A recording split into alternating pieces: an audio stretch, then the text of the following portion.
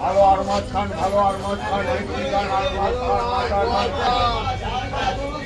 ওই ভেটকে তাজা আর মাছ, ভেটকে তাজা আর মাছ, ভেটকে তাজা আর মাছ।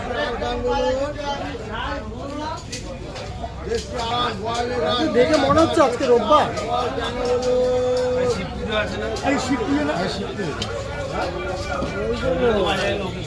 ওই জন্য কম হয়ে গেছে, বুঝলে এতক্ষণে গ্যাঁচ গ্যাঁচ হতো কি।